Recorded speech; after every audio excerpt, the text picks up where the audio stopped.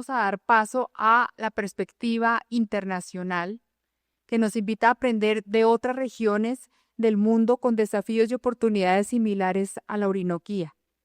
Para eso le quiero dar la invitación a Fernando Leiva, que es el líder del paisaje icónico Orinoquía en The Nature Conservancy, quien nos va a presentar la conferencia Otras lecciones de El Cerrado.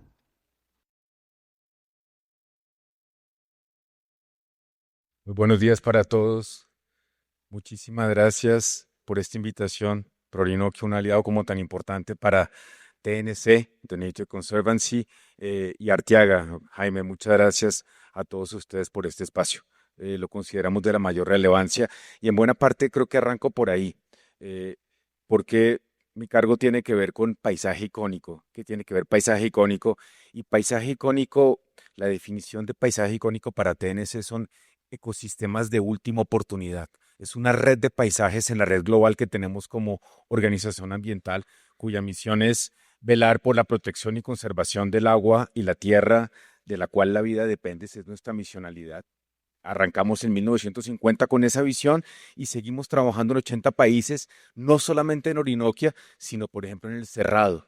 Y buena parte de esta presentación la titulé Otra lección del Cerrado, no por desconocer ni mucho menos las muy buenas lecciones que Rafael, y gracias por una interlocución que tuvimos con Rafael y con el mismo Ricardo Ávila y con Prolino que hemos tenido, no por desconocerlas, sino por también qué bueno aprender de hermanos mayores, qué bueno aprender de lecciones aprendidas de enterradas, como decía nuestra representante aquí presente parlamentaria, qué bueno aprender de todo eso para justamente ser mejores a nivel de desempeño.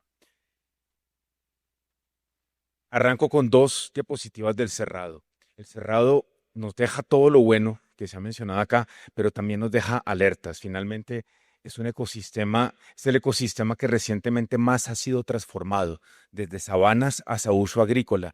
Si, si incluimos no solamente la agricultura, sino esa ganadería con pastos introducidos, que también es fuente de desarrollo en el Cerrado, estamos hablando de que el 50% del Cerrado hizo transición hacia sistemas agrícolas en 40 años.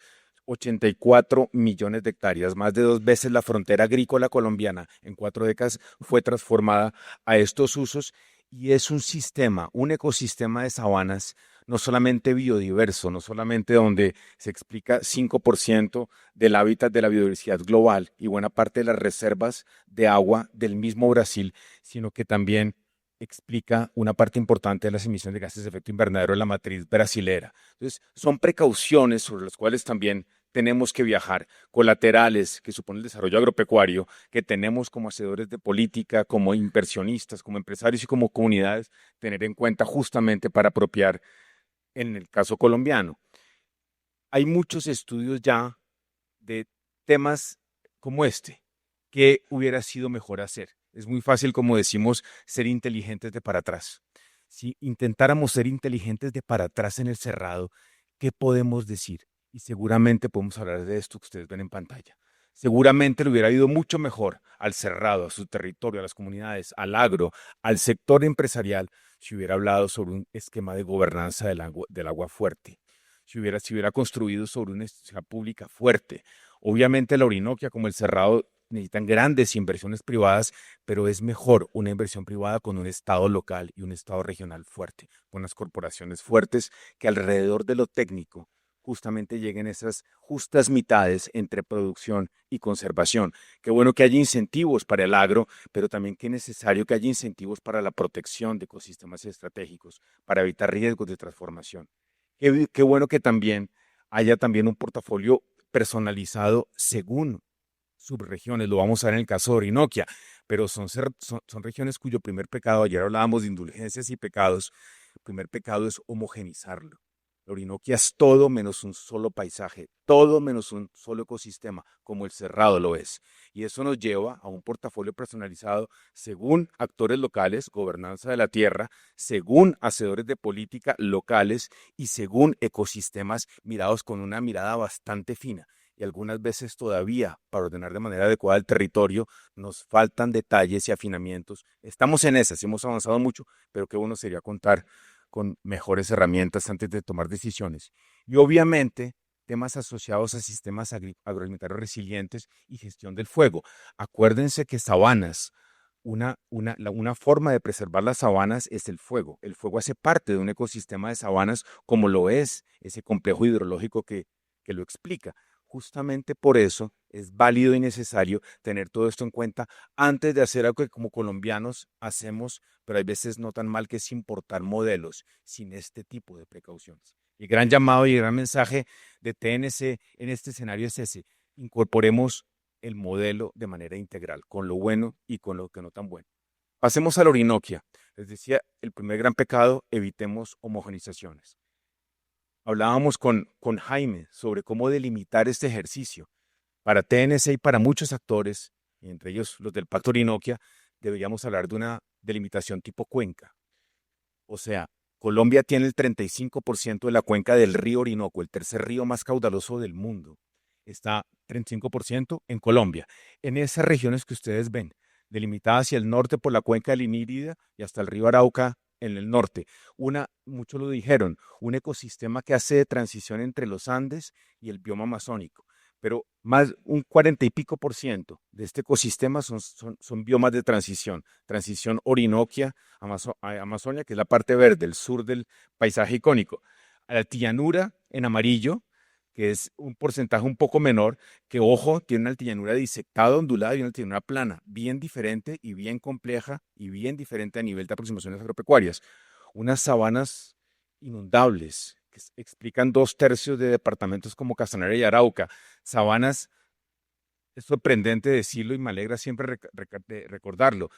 6 meses, 8 meses al año viven bajo lámina de agua, porque el Orinoco drena hacia justamente el norte en periodos de invierno. Desconocer eso es desconocer fundamentales con los cuales no podremos pelear y siempre salimos perdiendo, y con la naturaleza también perdiendo. Y ecosistemas de montaña y piedemonte más poblados, más conectados, donde buena parte del desarrollo y un petróleo está surgiendo o ha surgido, que también son parte esencial de ecosistemas como estos, que nos proveen de servicios tan importantes como el agua para Bogotá entre ellos. Buena parte también del mensaje tiene que ver con la Orinoquia. Es quizás la mejor oportunidad que tiene Colombia para ordenar de manera oportuna el territorio. Acuérdense de la jerarquía de la mitigación. En mitigación, lo más costoso es mitigar cuando ya hice el daño. Justamente la Orinoquia nos da la posibilidad de prevenir, porque justamente no ha sido completamente transformada. Nos da una oportunidad de oro para lo que hemos soñado como colombianos, de ordenar el territorio de manera oportuna, inteligente y efectiva. Eso es lo que nos da la Orinoquia, para no llegar al costoso mitigación y empezar a prevenir, a reducir, a mitigar y después compensar. Pero en ese orden podemos ordenar este territorio que está en este momento en discusión en este ejercicio. Algo importante también, hablábamos, es difícil, qué bueno contar con Fedesarrollo y con esos estudios que nos hablan de cuentas, de PIB, de empleos, pero también qué importante revelar lo que las cuentas no están revelando. Y es acuérdense que desde un punto de vista económico, utilizo el capital que tengo para generar alrededor de factores de producción el desarrollo. Si perdemos el capital natural, que es la base comparativa, la ventaja comparativa de Orinoquia, si lo degradamos, pues las cuentas se desbalancean. Entonces, buena parte, ojo con un principio de precaución sencillo: desconocer el capital natural, no poderlo monetarizar, no implica que no exista, y no implica que no deba ser tenido en las cuentas con la debida precaución para justamente soportar un desarrollo adecuado y ordenado del territorio. Algo más sobre biodiversidad, y con el caimán llanero aquí, que es una especie en vía de extinción, representante y emblemática para los llanos, un poco de testigo. Es básicamente un poco más de desarrollo. Esta cantidad de ecosistemas, esta biodiversidad, es la segunda cuenca más biodiversa del planeta después de la Amazonia, la primera en temas de aves, lo cual explica buena parte del turismo que veíamos ayer. Acuérdense que hay una correlación ya que cada vez es más clara entre biodiversidad y desarrollo alternativo, como el turismo de naturaleza. Pero aquí el gran mensaje, de nuevo, es: perder capital natural, perder biodiversidad puede afectar muchísimo las cuentas, y no podemos caer en esa premisa de no prevenirlo y de no ajustar a modelos conservación-producción. Otro comentario al respecto. Hemos tenido a los mejores gremios con nosotros con propuestas muy sólidas de desarrollo a nivel de finca, pero ustedes lo saben más que nadie. No basta con ser el mejor arrocero, el mejor palmero, el mejor ganadero, sino si mis vecinos hacen completamente lo contrario. No basta con implementar las mejores prácticas a nivel predial si no entiendo la matriz de paisaje. Y el agua sí que nos enseña sobre eso. ¿Qué saco yo con reducir mi consumo hídrico en mi finca si a mi alrededor la cuenca se está desabasteciendo por malas prácticas agropecuarias? Cada vez más un concepto de matriz de paisaje es necesario para entender y justamente propiciar buenos desarrollos apropiados a nivel de la región. Cultura, hemos hablado mucho de cultura. Acuérdense, estamos hablando de 22% del hato bovino, más de 6 millones de cabezas concentradas en esa cuenca del Orinoco. 5 siglos de adaptación de un sistema cultural asociado a bovinos con Casanare, con Meta, con Arauca enfrente, con un Guaviare que está siendo grande y con un Primavera que está creciendo. ¿Qué tiene que ver la cultura con la conservación? Pues muchísimo. Nuestros llaneros, nuestros criollos han sabido adaptarse y son resilientes como pocos alrededor de justamente ecosistemas fuertes, agrestes, y se han desarrollado durante muchos siglos allá. No solamente hoy en día, no solamente en el pasado fueron importantes para la independencia colombiana, sino hoy lo están haciendo para enarbolar las banderas de la conservación, lo siguen siendo, entienden el territorio de manera diferente y qué bueno pararles muchas bolas, como decía nuestra parlamentaria inicialmente, qué bueno también entender a los vaquianos, saber qué opinan sobre su propio territorio y cómo poder trabajar con ellos. Es parte de la ganadería. Ahora, la gran pregunta es, ¿cultura y medios de vida, hay una correlación positiva en ello? Yo puedo a través de la cultura tener mejores medios de vida. Aquí empieza a pasar por apuestas como el turismo. Si logramos que la cultura sea también motivo de desarrollo, motivo no solamente de orgullo, sino de desarrollo territorial, puede haber una correlación entre mejoramientos de medios de vida. Les recomiendo algo que deja biocarbono con UPRA, una carta de paisajes de Paz de Ariporo, el municipio más ganadero del Casanare y el más arrocero. Hay 500.000 hectáreas de ese municipio de 1.3 millones de hectáreas están tramitándose para ser el primer CIPAM de Colombia, sistema de interés importante de patrimonio agrícola mundial de la FAO. Colombia no tiene ningún CIPAM. El mundo tiene unos 89 CIPAMs, terrazas arroceras en el sudeste asiático, viñedos, etcétera, etcétera. El primer CIPAM de Colombia puede ser un paisaje de ganadería de conservación en Paz de Ariporo. Este año puede suceder eso. PNC lo que está haciendo allá se invita a la fiesta justamente porque es de las ecuaciones de cultura, conservación y medios de vida que podría generar grandes ejemplos para la Orinoquia. Y hablemos también un poco de la población indígena. Es el 30% de las 35 millones de hectáreas, entendidas como cuenca, más adelante las veremos localizadas, están en manos de territorios colectivos. Hablábamos mucho, ayer se habló como Consejo de Competitividad, hoy se hablaba como FEDesarrollo, de la necesidad de un mayor desarrollo social, de necesidades básicas insatisfechas, de pobreza, de hambre. Tenemos que llevar esta discusión de conservación a nuestro país. No es una discusión de conservación de primer mundo, totalmente cierto, pero también qué bueno reconocer que existen estas comunidades, que existe una visión diferente de su desarrollo territorial, pero qué bueno lograr y tejer puentes entre la visión empresarial y también la visión comunitaria. Es la mejor forma, de acuerdo con TNC, de lograr un equilibrio balanceado en desarrollo territorial. Miren esto de áreas protegidas. Decíamos que el cerrado es vulnerable porque no tiene un porcentaje elevado de áreas protegidas. Miren nuestra Orinoquia. Número 1, el mapa de la izquierda, lo que ustedes ven en rojo y en naranja son ecosistemas que no están bien representados en las áreas protegidas nacionales. Y en la derecha ustedes ven un mosaico donde el blanco, o sea, lo no protegido, es lo más grande, obviamente. Donde lo verde que ustedes ven allá son territorios colectivos. La parte indígena que está más localizada en el bioma, en la transición del bioma con la Amazonia. A resaltar las reservas privadas de la sociedad civil. Territorio como Casanare no tiene ninguna zona ni nacional ni subregional protegida, pero tiene reservas privadas que muchas veces juegan con ganadería y con turismo. Aquí hay otra red que tenemos que consolidar y que seguramente hace parte de ustedes. La mejor forma, decimos en TNC, o de las mejores formas de trabajar conservación es llevar la conservación a los privados. Y parte de las enseñanzas del Cerrado también es esa, ¿no? Rafael nos hablaba de un tema de política de tierras. El Código Forestal del Brasil obliga, según cada ecosistema, a que cada predio que esté en frontera debe garantizar un porcentaje del predio, según ecosistema, para las coberturas naturales, para la cobertura natural, para el estado natural de origen del predio. En el Cerrado es del 20%, o sea, yo con 1.000 hectáreas en el Cerrado, 200 hectáreas, debo, bajo una buena planificación predial asociada a matriz de paisaje, dejarla para la naturaleza. Y no por altruismo tampoco a nivel ecológico. Es porque, repito la idea, que no sepamos valorar los servicios ecosistémicos de regulación, de aprovisionamiento, que no sepamos monetarizar la polinización, no significa que no sea business y no sea indispensable para los negocios. Ojo con el agua. Hemos hablado mucho de planificar a través del agua. La restricción más importante para el desarrollo agropecuario y agroindustrial en la Orinoquia no es el suelo. El suelo es su gran ventaja comparativa, la abundancia de tierras planas. La mayor limitante es el agua. Toda esta información, a TNC le gusta mucho hablar desde la evidencia científica, porque creemos que es lo que más nos puede acercar. Este es un escenario del 2040, suponiendo una expansión de un 50% del agro línea base, o sea, un agro diferente al de hoy, porque esto es un estudio de hace unos 2 o 3 años.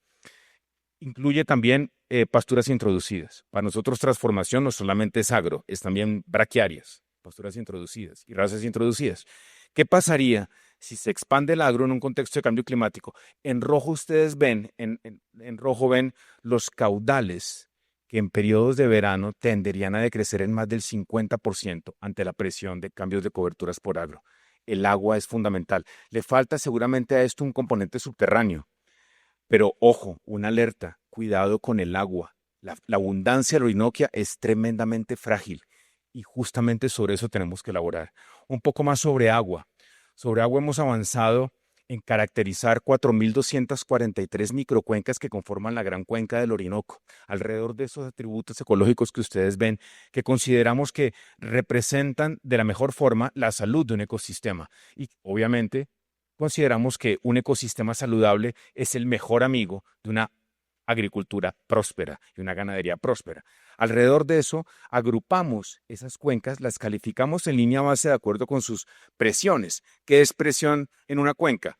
Agro, petróleo, aguas subterráneas, población humana. Eso es presión en una cuenca. Y alrededor de eso estamos prontos a sacar, a poner al servicio de todos este índice que busca simular choques. Básicamente, entonces, ¿qué pasaría con un distrito de riego en Cusiana para beneficiar 8.000 hectáreas de arroz? ¿Qué le pasaría a la salud de la cuenca cusiana, entendida también como cuenca macro del río Orinoco? Este índice nos permita, antes de tomar decisiones, hacer este tipo de conjeturas. Le faltan todavía seguramente bajadas de escala, es como la frontera agrícola de la UPRA. 1 a 100.000 hay veces es insuficiente para tomar decisiones a cierto nivel, pero es un buen comienzo. Creemos que es un buen comienzo para materializar ese buen acierto que tuvo el plan de desarrollo actual de poner en un país biodiverso la biodiversidad en el centro de su desarrollo y de hablar por primera vez con fuerza de instrumentos de planificación a través del agua, no solamente el suelo es insuficiente. Avances que nos permiten a evaluar escenarios de conservación de caudales principales, de caudales afluentes y lo que eso supone a nivel de cuencas y de miradas mucho más finas y regionales. Lo mismo a nivel de cambio climático, hemos avanzado en ejercicios de análisis de riesgo a cambio climático, se me está acabando el tiempo, voy a apurarme un poquito más, espero ser claro. Igual todo esto está a disposición de todos ustedes a través de Prorinoquia, de Arteaga y obviamente del Pacto Orinoquia. Izquierda, un mapa de amenazas de humedad al 2040, escenarios que nos ponen en rojo a nivel subregional, grandes amenazas en lo que tiene que ver con excesos de humedad. Y a la derecha, amenazas de sequía. Ya sabemos, ayer decía el Consejo de Competitividad, sí, Colombia nada más aporta menos del 1% de cambio climático y de las emisiones. El rollo es que nos llega la totalidad. El rollo es que no hay fronteras para las consecuencias del cambio climático que tiene que ver con eso. Ese es el gran rollo. Tenemos que hacerle frente a esto y entonces tenemos herramientas que nos pueden ayudar para ello. Lo primero con ustedes, que son los que finalmente tienen la capacidad para transformar el paisaje, trabajar de la mejor forma. En amarillo ustedes ven una fuente UPRA reciente, monitoreo de cultivos, que ya pasamos de las aptitudes que nos ayudan mucho, pero pasamos a usos reales. En amarillo son unas pocas cadenas, no todas. En amarillo pastos introducidos. En azul arroz, palma, plantaciones forestales, marañón, cacao de diversos colores. Pero básicamente fíjense que estamos hablando de dos ejes. No solamente del eje, esto se murió, no solamente del eje obvio, piedemonte, conectado, poblaciones, agroindustria, molinos, el eje del piedemonte, sino también el eje, obviamente, de Villavo, Gaitán y ya Villavo, Carreño. Eso es lo que está siendo transformado. Y otro primer gran mensaje también para lo que estamos trabajando acá es, acuérdense de la jerarquía de mitigación. Si ya hay ecosistemas transformados, antes de expandirnos más, trabajemos sobre lo transformado para mejorar productividades de arroz bajo esquemas producción-conservación o de palma, que ya tienen herramientas de manejo del paisaje palmero alrededor del Jeff, palmero que hizo Fede Palma, o de ganadería o de forestal comercial. Hay mil herramientas hoy en día que no se tenían hace 10 años, con lo cual puedo ser mucho mejor a nivel de mi paisaje y mucho mejor a nivel de mis productividades sin necesidad de expandirme más.